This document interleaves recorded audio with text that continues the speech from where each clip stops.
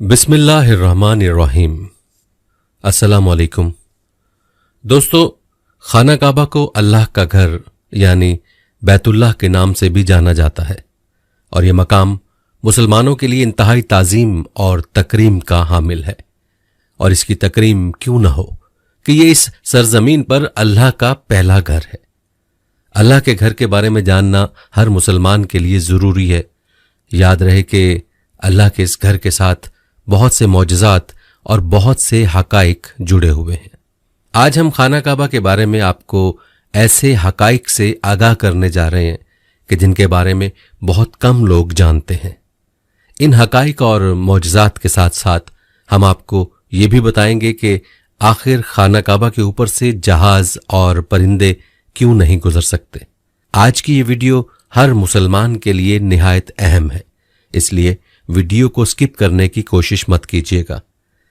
प्यारे दोस्तों, बढ़ते हैं आज के मौजू की जानिब और सबसे पहले बात करते हैं खाना काबा की तामीर की। याद रहे कि खाना काबा कई मर्तबा तामीर हो चुका है। खाना काबा जिस तरह आज हमें नजर आता है ये वैसा नहीं है जो हजरत इब्राहीम अलैहिस्सलाम और हजरत इस्माइल अलैहिस्सलाम के दौर में दोबारा तामीर हुआ था। वक्त के साथ पेश आने वाली कुदरती आफात और हादसात की वजह से इसको दोबारा तामीर करने की जरूरत पड़ती रही है। हम सब जानते हैं कि खाना काबा की दोबारा तामीर का एक बड़ा हिस्सा नबी करीम सल्लल्लाहु अलैहि वसल्लम की जिंदगी में ऐलान नबूवत से कबल मुकम्मल हो चुका था। ये वो वक्त था जब नबी करीम सल्लल्लाहु अलैहि वसल्लम ने एक बड़ी खून रेजी को अपनी दूर अंदेशी से रोका था। एक बड़े कपड़े में हजर अस्वद को रखकर हर कबीले के सरदार से उठवाया था। उसके बाद आने वाले वक्त में कई मर्तबा खाना काबा की तामीर होती रही है। आखिरी मर्तबा जो खाना काबा की तफसील से आराइश हुई है वो 1996 में हुई थी, जिसके नतीजे में बहुत सारे पत्थरों को हटा दिया गया था और बुनियाद को मजबूत करके नई छत डाली गई थी। यह अब तक की आखिरी बड़ी तामीर है और अब खाना काबा की इमारत को पहले से कहीं ज्यादा मजबूत तस्वुर किया जाता है।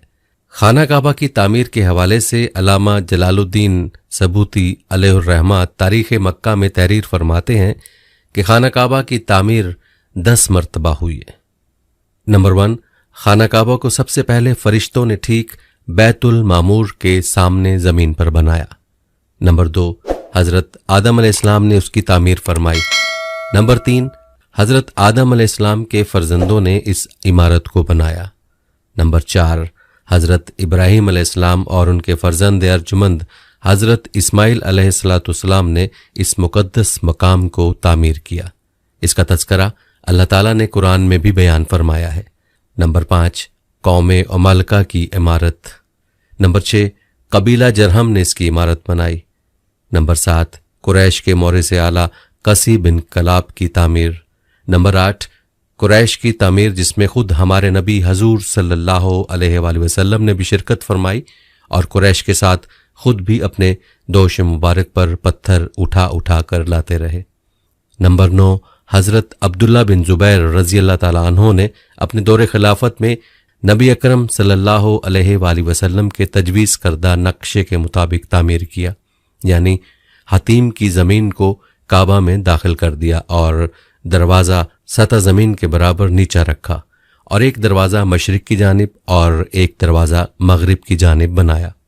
नंबर 10, अब्दुल मलिक बिन मरवान अमोरी के जालिम गवर्नर हज्जाज बिन यूसुफ सकफी ने हजरत अब्दुल्ला बिन जुबैर को शहीद कर दिया और उनके बनाए हुए काबा को ढा दिया और फिर ज़माना जahलियत के नक्शे के मुताबिक काबा बना दिया जो आज तक मौजूद है। और आपको ये भी बताते चलें कि हजरत अल्लामा हल्बी अलैहिर्रहमा ने अपनी सीरत में लिखा है कि नए सिरे से काबा की तामीर सिर्फ 3 मरतबा हुई है। नंबर 1, हजरत इब्राहीम अलैहिस्सलाम की तामीर। नंबर 2, ज़माना जahलियत में कुरैश की इमारत और इन दोनों तामीरों में 2735 बरस का फासला है। नंबर 3, हजरत अब्दुल्ला बिन जुबैर की तामीर जो कुरैश की तामीर के 82 साल बाद हुई। हजरत मलाइका और हजरत आदम अलैहिस्सलाम और उनके फर्जंदों की तामीर के बारे में अल्लामा हब्ला अलैहिर्रहमा फरमाते हैं कि ये सही रवायतों से साबित ही नहीं है। बाकी तामीरों के बारे में उन्होंने लिखा है कि ये इमारत मामूली तरमीम या टूट फूट की मुरम्मत थी, तामीर जदीद नहीं थी। दोस्तों, अगर बात की जाए खाना काबा के दरवाज़ों की तो उसके 2 दरवाजे और एक खिड़की हुआ करती थी। दोबारा तामीर किए जाने से कबल खाना काबा का एक दरवाज़ा अंदर दाखिल होने के लिए और एक बाहर जाने के लिए इस्तेमाल होता था। एक ज़माना तक खाना काबा में एक खिड़की हुआ करती थी। खाना काबा की जो शक्ल आज मौजूद है उसमें सिर्फ दरवाजे हैं, खिड़की नहीं है। इसी तरह अगर बात की जाए खाना काबा के रंग की तो हम लोगों ने खाना काबा को हमेशा काले रंग की कस्वा और सोने के धागों में देखने की ऐसी आदत हो चुकी है कि हम उसको किसी और रंग में तसव्वुर भी नहीं कर सकते। ये रिवायत अब्बासिद, जिनके घर का रंग काला था, के दौर से चली आ रही है, लेकिन उससे कबल खाना काबा मुख्तलिफ रंग के गिलाफ से ढका रहता था। उन रंगों में हरा, लाल और सफ़ेद रंग शामिल हैं। दोस्तों, खाना काबा की एक और दिलचस्प बात यह है कि उसकी चाबियां शुरू दिन से एक खानदान की तहवील में हैं। फतह मक्का के वक्त नबी करीम सल्लल्लाहु अलैहि वसल्लम को खाना काबा की चाबियां दी गई थीं, लेकिन बजाय इसके कि आप सल्लल्लाहु अलैहि वसल्लम ये चाबियां अपने पास रखते, आप सल्लल्लाहु अलैहि वसल्लम ने ये चाबियां बनी शायबा खानदान के उस्मान बिन तलहा को वापस कर दी। उस वक्त से आज तक वो उन चाबियों की रवायती रखवाल हैं और नबी करीम सल्लल्लाहु अलैहि वसल्लम के नादिर अल्फाज की रोशनी में ये चाबियां हमेशा उनके पास ही महफूज रहेंगी। जैसा कि हदीस पाक है कि आप सल्लल्लाहु अलैहि वसल्लम ने फरमाया, ए बनी तलहा, ये चाबियां रोज़े क़यामत तक तेरी तहवील में रहेंगी, सिवाय इसके कि ज़ोर ज़बरदस्ती तुझसे गैर इखलाकी तरीके से छीन ली जाए। कहते हैं कि पहले पहल खाना काबा हफ्ता में 2 मरतबा आवाम के लिए खोला जाता था और कोई भी खाना काबा के अंदर दाखिल होकर इबादत कर सकता था, लेकिन मौजूदा ज़माने में ज़ायरीन की तादाद ज़्यादा होने और दूसरी वजूहात की बिना पर खाना काबा को अब साल में सिर्फ 2 मरतबा खोला जाता है और इसमें सिर्फ आला शख्सियात और ख़ास मेहमान ही सिर्फ दाखिल हो सकते हैं। दोस्तों, आपको ये सुनकर हैरानगी होगी कि खाना काबा की तादाद 2 है। खाना काबा के बिल्कुल ऊपर जन्नत में एक और खाना काबा भी मौजूद है जिसको बैतुल मामूर कहते हैं। इसका इशारा कुरान पाक में भी मौजूद है और नबी पाक सल्लल्लाहु अलैहि वसल्लम ने भी इस बात की निशानदही की है। जैसा कि अल्लाह के नबी सल्लल्लाहु अलैहि वसल्लम ने मेराज का वाक़या सुनाते हुए फरमाया, जब मुझे बैतुल मामूर यानी अल्लाह का घर दिखाया गया तो मैंने हज़रत जब्राइल अलैहिस्सलाम से पूछा। उन्होंने जवाब दिया कि ये बैतुल मामूर है जहां 70,000 फरिश्ते रोज़ाना अल्लाह की इबादत करते हैं और जब वो यहां से जाते हैं तो वापस नहीं आते, हमेशा यानी नया दस्ता आता है, यानी एक फरिश्ते को सिर्फ इसके तवाफ की एक ही बार सादत मिलती है। दोस्तों, अक्सर लोगों का ये सवाल होता है कि हतीम खाना काबा में क्यों शामिल नहीं किया गया और काबा का दरवाज़ा ऊंचा क्यों है? तो इसका जवाब इस हदीस शरीफ में मौजूद है। आयशा रज़ी अल्लाह ताला अन्हा बयान करती हैं कि मैंने रसूल अकरम सल्लल्लाहु अलैहि वसल्लम से हतीम के बारे में सवाल किया कि क्या ये बैतुल्लाह का ही हिस्सा है? तो नबी सल्लल्लाहु अलैहि वसल्लम ने जवाब दिया, जी हाँ। आयशा रज़ी अल्लाह ताला अन्हा बयान करती हैं, मैंने पूछा कि इसे फिर बैतुल्लाह में दाखिल क्यों नहीं किया गया? तो नबी सल्लल्लाहु अलैहि वसल्लम का जवाब था कि तेरी कौम के पास खर्चा के लिए रकम कम पड़ गई थी। मैंने कहा कि बैतुल्लाह का दरवाज़ा ऊंचा क्यों है? नबी सल्लल्लाहु अलैहि वसल्लम ने जवाब दिया, तेरी कौम ने उसे ऊंचा इसलिए किया ताकि वो जिसे चाहें बैतुल्लाह में दाखिल करें और जिसे चाहें दाखिल ना होने दें। और अगर तेरी कौम नई नई मुसलमान ना होती और उनके दिल इस बात को तस्लीम से इनकार ना करते तो मैं इसे यानी हतीम को बैतुल्लाह में शामिल कर देता और दरवाज़ा ज़मीन के बराबर कर देता। तो दोस्तों, ये थे कुछ हकाइक जो कि खाना काबा के बारे में थे। चलिए अब आपको बताते हैं कि आखिर क्या वजह है कि खाना काबा की ऊपर से कोई जहाज नहीं गुजर सकता।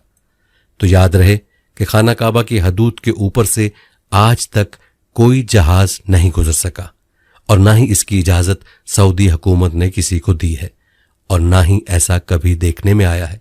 आखिर इसके पीछे वजूहात क्या हैं? क्या इसके ऊपर से गुजरने वाली हर चीज जल जाती है या कोई और वजह है? तो दोस्तों, आपने कई बार ये सुना होगा कि खाना काबा के ऊपर से एक जहाज या परिंदा गुजरा जो कि जल गया, ये तबाह हो गया। याद रहे कि ये बातें सुनने में तो अच्छी लगती हैं, मगर इनके पीछे कोई तारीखी हकीकत नहीं है। अहम बात यह है कि क्या वाकई खाना काबा के ऊपर से किसी भी जहाज को गुजरने की इजाजत नहीं दी जाती? तो याद रहे कि सऊदी हुकाम और सऊदी एविएशन ने सख्ती से पाबंदी लगा रखी है कि किसी भी किस्म का कोई जहाज मक्का मुकरमा या हजाज की सरजमीन के ऊपर से नहीं गुजर सकता। उसकी अहम वजह यह है कि जो भी आज़मीन हज जो हज या उम्रा के लिए जाते हैं, उनका जहाज सबसे पहले रियाज ले जाया जाता है और रियाज से लोगों को बसों और ट्रेनों में लेकर जाते हैं। इसकी बड़ी और पहली वजह यह है कि अल्लाह पाक ने कुरान मजीद में गैर मुस्लिमों को पाक सरजमीन में दाखिल होने पर पाबंदी आयद की है। और बहुत सी आयात भी मौजूद हैं जो ये साबित करती हैं कि मुशरिकीन मदीना और मक्का में दाखिल नहीं हो सकते। इसलिए किसी भी मुसाफिर तैयारे को हजाज की सरजमीन में दाखिल होने से रोका जाता है, क्योंकि हो सकता है कि उन मुसाफिरों में कोई गैर मुस्लिम भी मौजूद हो। और यही वजह है कि सरजमीन हजाज को दुनिया भर की तमाम एयरलाइनों के लिए नो फ्लाई जोन करार दिया गया है। दूसरी तरफ जिन इलाकों में ऑयल रिफाइनरीज मौजूद होती हैं, वहां भी किसी फ्लाइट या जहाज को गुजरने की इजाजत नहीं मिलती, क्योंकि अगर कोई जहाज वहां गिर गया तो एक बहुत ही खौफनाक धमाका होगा। मक्का मुकरमा एक इंतहाई अहम जगह है और जहाज़ों को इसके ऊपर या करीब भी आने नहीं दिया जाता कि खुदा न खास्ता कोई मुशरिकीन या काफिर और दहशतगर्दी के अनासिर जहाज को हाईजैक करके मस्जिद हराम में लाकर मार दें। सऊदी हुकूमत ने भी पूरी दुनिया को वार्निंग जारी की हुई है कि अगर किसी ने भी ऐसा करने की कोशिश की, मिसाइल मारकर वो जहाज तबाह कर दिया जाएगा। मालूम हुआ कि सऊदी हुकूमत की वजह से किसी जहाज को खाना काबा के ऊपर आने की इजाजत नहीं।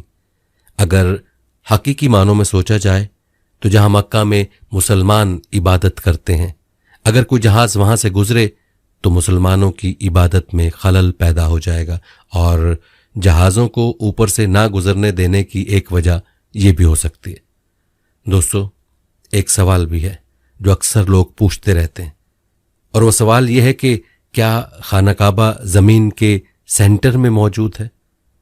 तो याद रहे कि जमीन एक बेजवी नुमा यानी अंडे नुमा शक्ल की है और किसी भी बेजवी नुमा चीज का कोई सेंटर नहीं होता। अगर जमीन फ्लैट हो तो उसका सेंटर दरियाफ्त किया जा सकता है, लेकिन एक गोल चीज का कोई सेंटर नहीं होता। जब आप किसी भी गोल चीज को देखते हैं तो उसका दरमियानी नुक्ता तब्दील हो जाता है।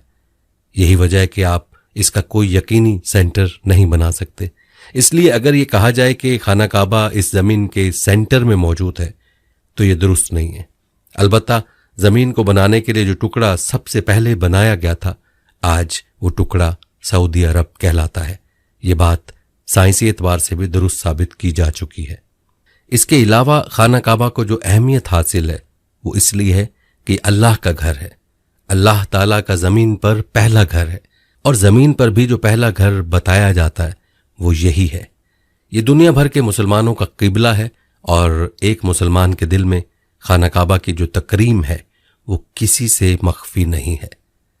खाना काबा से जुड़े इन हकाइक को अपने प्यारों के साथ भी जरूर शेयर करें। हमारी इस वीडियो को लाइक करने के साथ साथ शेयर भी करें।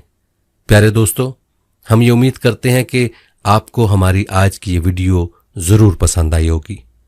अगर आपको हमारी आज की ये वीडियो पसंद आई है तो सबसे पहले इसको लाइक करें और अपनी राय का इजहार कमेंट सेक्शन में लाजमी करें।